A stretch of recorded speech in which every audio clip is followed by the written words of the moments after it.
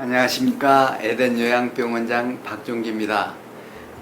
저희 에덴 요양병원과 미국 칼리포니아에 있는 로말린다 의과대학 병원과 자매 결혼을 한 지 10주년을 맞이해서 이제 로말린다 의대 예방의학을 전공하시고 또 세포생리학 전공하시고 생활의학의 세계적인 권위자이신 이준원 박사님을 모시고 이렇게 대담을 하게 돼서 큰 영광으로 생각합니다. 네, 감사합니다. 이렇게 찾아주셨습니다. 네, 감사합니다. 한국에서는 사망의 제일 원인이 암입니다. 거의 28%가 이제 암 때문에 사망을 하는데, 그래서 한국 사람은 암을 굉장히 두려워하고 암에 관심이 많이 있습니다. 그래서 이 암을 치료하는 데 있어서 현대의학적으로는 이제 수술과 항암제, 방사선 이 세 가지가 가장 근간이 되는 치료법인데, 이 암의 원인이 우리가 살펴보면은 식습관을 비롯해서 생활습관 잘못되고 또 환경이 잘못되고 그런 것들이 주 원인이 되는데, 그 원인을 그냥 고치지 않고 놓아두고 이렇게 수술, 항암제, 방사선 이렇게만 치료해서 완벽하게 치료가 되는지 이 박사님의 의견을 듣고 싶습니다. 예, 아주 굉장히 중요한 질문들을 하셨는데요. 사실 그 2011년 미국 국립보건원의 그 보고서에 따르면 그 암이 유전적인 요인 때문에 생기는 것은 높아봐야 한 10%의 그 유전적인 요소 때문에 생기고, 나머지 90%는 대부분 생활환경, 식습관을 포함한 생활환경 때문에 그렇다는 것이 확인이 됐기 때문에 사실은 그것이 저희들에게는 굉장히 고무적인 소식입니다. 유전적이라 하면은 거의 숙명적으로 나는 암에 걸릴 수밖에 없는가 하는 그러한 부담이 있는가 하면, 이것이 생활을 통해서 생기는 질병이기 때문에 생활이 반전이 된다면, 그렇다면은 유전적으로 손상가는 그러한 그 유전적인 문제들을 생활을 통해서 이제 반전할 수 있다는 그 후성 유전학도 사실은 발달이 됐습니다. 20여 년 동안. 그래서 정말 생활을 바꾸지 않으면 유전적으로 선천적으로 이미 망가진 유전인자나 또 생활 때문에 손상되는 유전인자나 사실은 치료만을 가지고 진정한 치유를 이룰 수 없다는 것은 이제 최소한도 미국에서는 아주 잘 알려진 사실이기 때문에 현대의학의 근간이 되는 치료법과 그 다음에 생활의학을 병행했을 때 가장 그 생존율과 그 다음에 궁극적으로 삶의 질이 가장 높다 하는 것이 확인이 된 바가 있습니다. 그래서 저희는 생활의학을 전적으로 지지하고, 또 근간이 되는 그 기존적인 약물이나 수술이나 방사선 치료도 필요할 때 급성인 경우는 우리가 수술로 하고, 만성인 경우는 약물과 방사선 단기적인 거죠. 그렇지만 이제 급성보다는 조금 장기적이기 때문에 저희가 만성이라고 이야기를 하고, 그 다음에 더 긴 생활 5년, 10년, 15년 이러한 그 상황에서 생활의학이 없으면, 생활의 변화가 없으면 재발이 되는 것이 거의 확실하기 때문에 저희들은 그것을 반드시 병행을 합니다. 아주 좋은 질문 주셔서 감사합니다. 예, 그렇기 때문에 저희 에덴 요양병원에서는 수술이나 항암제나 방사선은 하지 않지만 그런 것은 대학병원에서 잘 하고 있으니까 거기에서 하도록 하고, 그게 이제 보완해야 될 것, 그렇죠. 생활을 바꿔주는 것, 음식을 바꾸고 물 마시는 거나 식사, 그 다음에 담배를 끊고 술을 끊고 이렇게 운동을 하고 또 스트레스를 줄이고 하는 여러 가지 생활 방식을 바꾸는 것을 많이 저희가 강조하고, 그렇게 현대의학과 우리 생활의학을 병행해서 치료를 합니다. 이 박사님은 그 로마린다나 그 미국의 병원에서 어떤 경험들을 가지고 계십니까? 예, 사실은 그 많은 분들이 항암 치료를 받으시고 또 수술을 하시고 난 다음에 방사선 치료를 하시고 난 다음에 이제는 어떻게 살아야 하는가, 또 방사선 치료나 수술이나 이러한 약물 치료를 계속 해야 되는가, 또 만약에 그러한 치료를 받는 도중에 체력이 약해지기 때문에 체력을 키우기 위해서 육식을 하라고 어떤 수단과 방법을 가리지 않고 육식을 하라고 하는 이야기도 많은데, 저의 경험으로는 체력을 키우는 것이 사실 굉장히 중요한 요소이긴 하지만 그 체력이 무엇인가 하는 것이 굉장히 큰 관건입니다. 체력이 단지 체중을 증가시키는 거라면은 건강한 체력이 아닐 수가 있습니다. 그냥 살이 찌는 것이 살이 지방이 찌는 것일 수도 있고 근육이 증가하는 것이 있을 수가 있는데, 근력이 증가하는 것이 진정한 체력의 증가이지 몸무게만 늘어나는 것은 체력의 증가라고 보지 않습니다. 저희 생활의학에서는. 그리고 과학적으로도 사실은 누구나 그것은 수긍을 합니다. 그래서 육식을 하거나 어떤 음식을 수단과 방법을 가리지 않고 식사를 해서 몸무게가 늘어나는 것이 반드시 근력을 증가시키는가, 그것을 제대로 측정하지 않고 그냥 몸무게 늘어나는 것으로 만족을 한다면 사실 오히려 역효과가 날 수가 있습니다. 근육이 증가하지 않고 근육이 강화되지 않은 상황에서 살만 찐다면 항암 치료를 받고 난 다음에 오히려 더 근육이 그 위축을 받아서 암이 재발하는 경우를 더 많이 봤습니다. 그래서 우리가 소위 한국적인 정서로 근력은 육식에 있다 하는 것은 과학적이지 않습니다. 지상에서 가장 힘 잘 쓰고 근력이 강한 짐승 중에 하나가 소인데요. 소는 채식을 하면서도 그 근력을 키우는 그러한 좋은 예입니다. 그리고 저희들이 늘 하는 이야기가 소가 육식을 하면 미치게 됩니다. 광우병에 걸립니다. 그래서 근력을 키우는 것이 중요하지 몸무게만 증가하는 것은 과학적이 아니라고 봅니다. 그래서 생활의학은 매우 중요한 전체적인 항암 치료에 꼭 필요한 기본적인 기초적인 의학이라고 저는 확실히 믿습니다. 예, 저희 환자들이 이제 갈등을 느끼는 것 가운데 하나가 이제 항암제를 받을 때 교수들이 항암제 맞을 때는 체력이 중요하니까 입만 당기는 대로 즐겨 먹는 음식을 먹으라. 불고기고 뭐 갈비고 이렇게 해서 저희는 여기서 엄격하게 이제 그 채식을 하면서 견과류, 콩류 이런 것을 먹으면 단백질이나 지방질이나 부족하지 않으니까 걱정하지 말고 그렇게 하라고 하는데 갈등을 느낍니다. 특별히 요즘에 이제 어떤 유명한 의사 선생님이 미국에서 오랫동안 이제 암 치료를 해온 분인데 인터뷰하면서 미국에서 한국 환자들을 보니까 채소만 먹다가 아주 영양 부족이 돼서 왔더라.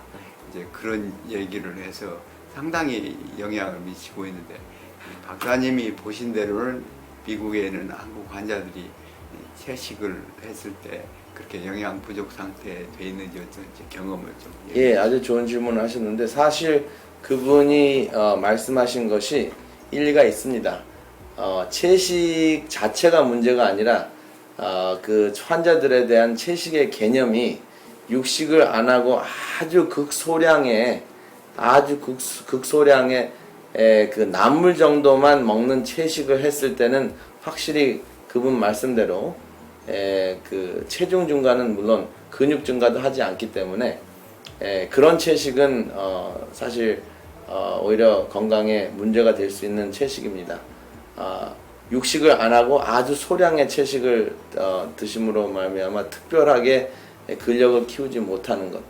그래서 지금 곧 금방 말씀하셨지만 콩류나 견과나 다양하고 충분한 양의 그 채소와 견과류를 드셨을 때 충분하다는 것은 저희가 일반적으로 우리 영어권에서는 7 serving을 이야기합니다. 일반적으로 건강한 사람들이 유지하는 그 채소의 양은 5 serving인데요. 이 serving이라는 것은 채를 썰었을 때는 한 컵이 one serving이 하나의 serving이고, 그 다음에 과일로서는 한 가지의 과일이 one serving이라고 계산을 대략 했을 때 채소 7컵, 그 다음에 과일 하나 정도를 매일 아주 충성스럽게 드셔야지 그것이 온전한 채식이 되지. 나물 조금 드시면서 모든 육식을 다 제했을 경우에는 영양 결핍의 상황에까지 이르려는 것을 제가 이론적으로도 납득을 하고요. 그 다음에 또 실제적으로 그런 분들이 간혹가다 있습니다. 그분의 관찰이 어긋난 것은 아니고요. 그렇지만 그렇다고 해서 채식이 그것을 채워주지 못하는 건 아닙니다.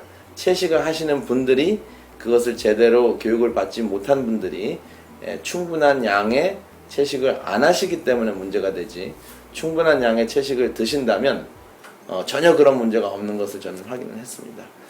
두부류나 콩류나 다양한 견과류로서도 충분히 단백질 보충이 가능합니다. 한국에서는 요즘에 이제 1주년 됐습니다만 채식을 하는 혹은 채식을 주장하는 의사, 한의사, 치과의사들이 채식 의사회, 베지닥터라고 그러는데 그런 모임을 만들었어요. 그 회원이 한 300명 됩니다.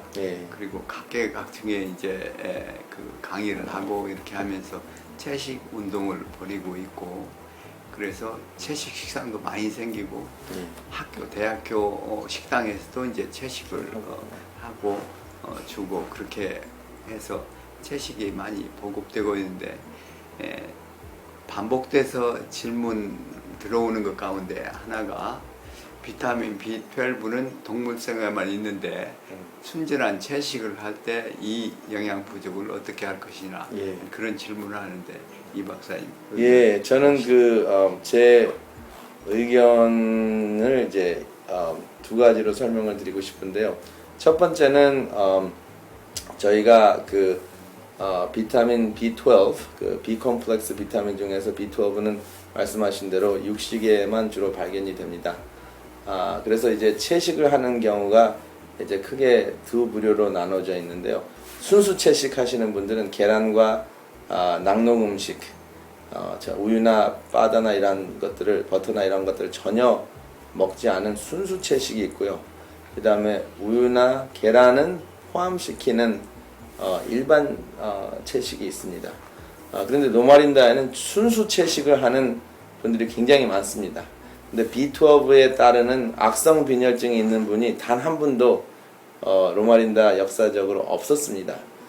그것은 왜 그런 거 하니, 우리 백인들은, 미국 사람들은 순수 채식을 하더라도 그것을 보충하는 브루어스트 이스트라는 그러한 특별한 이스트 가루가 있는데요. 빵을 굽는 거 말고 그런 특별한 이스트가 있는데, 그 이스트를 이제 음식에다가 뿌려서 드시는 경우에 충분히 B12가 보충이 되고요.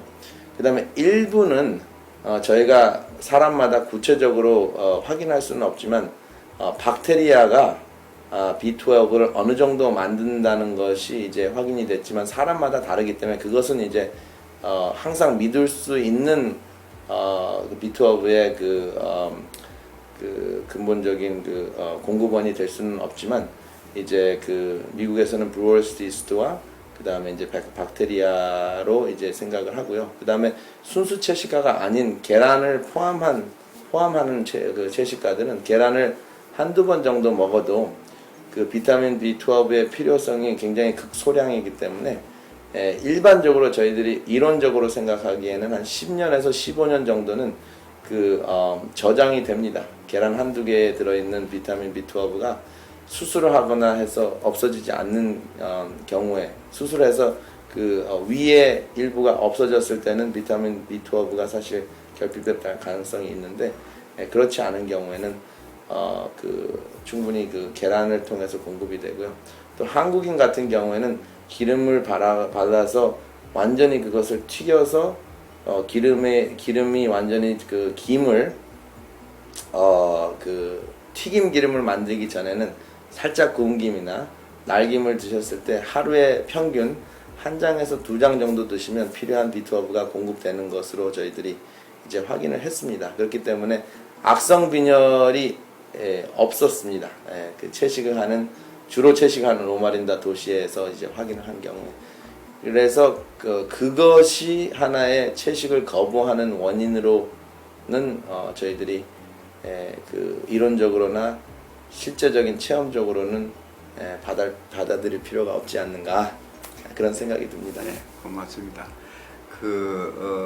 저희 병원에 오는 환자들 가운데 요즘에 이제 한국 여자들이 갑상선암이 많이 생겨요. 네. 유방암이 그전에 많이 생겼는데 지금 갑상선암이 제일 암으로 생겼는데 그런 분들 가운데 유방암이나 갑상선암 환자들이 수술을 안 하고 치료를 해보겠다고 요청을 하고 입원해서 치료를 하는데 이제 저희는 이제 그 암을 초기에 수술할 수 있을 때는 이제 수술하고 하라고 그렇게 권하지만은 본인들이 그렇게 안 하고 치료를 해보겠다고 해서 그럴 때 이 박사님 어떻게 하시는지. 저는 미국에서는요 갑상선암이 크게 이제 세 종류가 있는데요. 그 중에서 이제 여러분들 이제 그 papillary라고 이제 이야기하는 유도암이 있고 그다음에 medullary라고 하는 그것도 암이 또 있잖아요. 근데 그 하나는 정말 서서히 자라는 암이 있고 하나는 굉장히 빨리 자라서 치사율이 높은 암이 있는데 그 medullary라는 갑상선암은 저희는 생각할 것도 없이 무조건 수술을 하라고 하고요.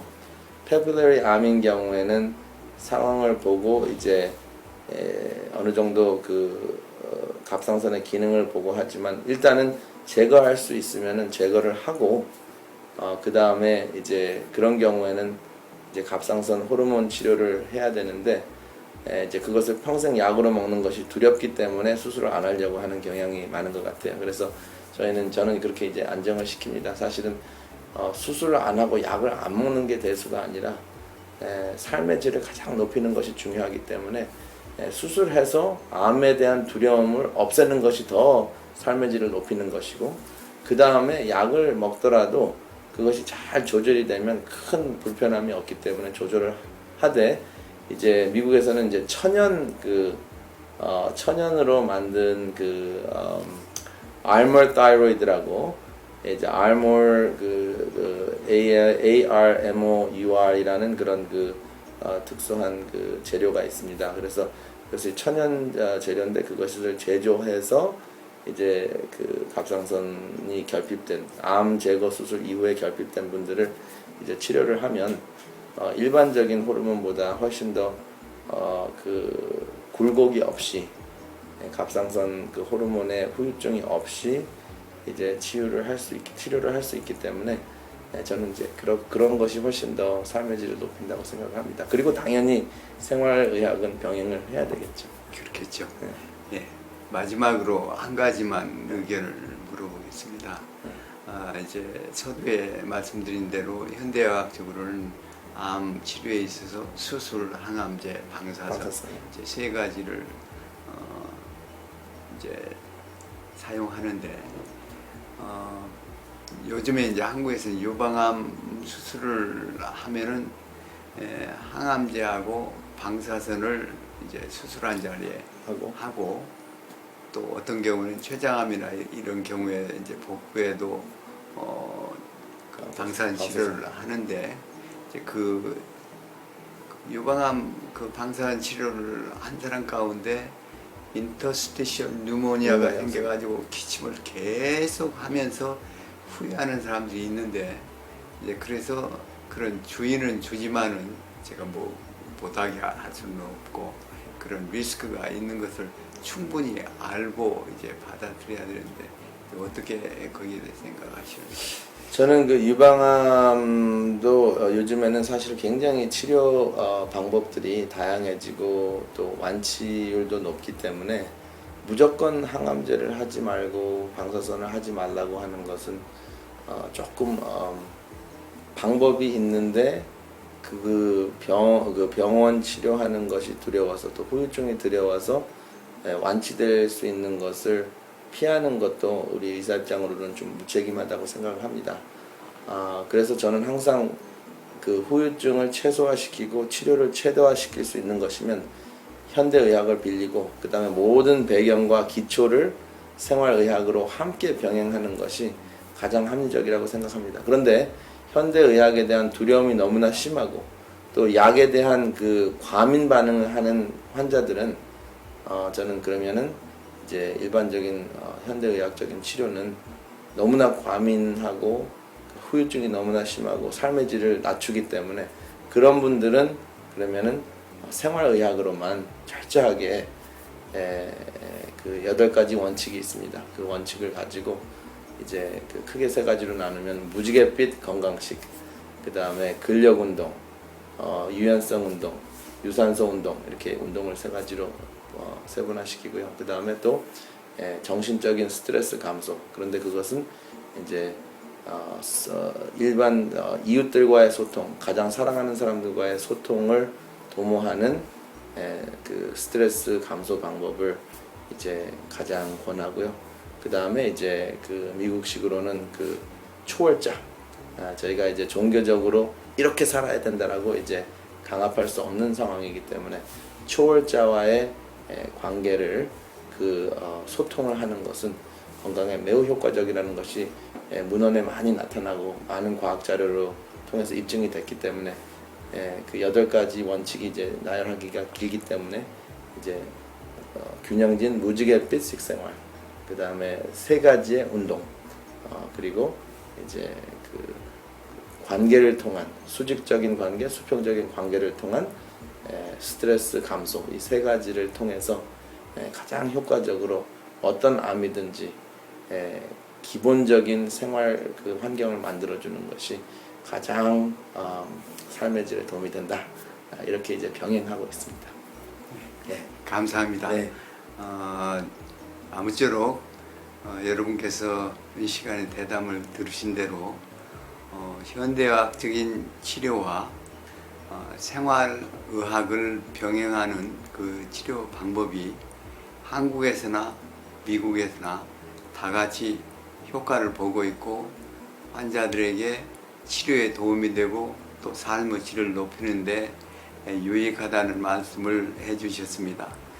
이 말씀대로 그냥 아는데 그치지 마시고 실천을 해서 유익을 받으시고 건강하게 사시기 바랍니다.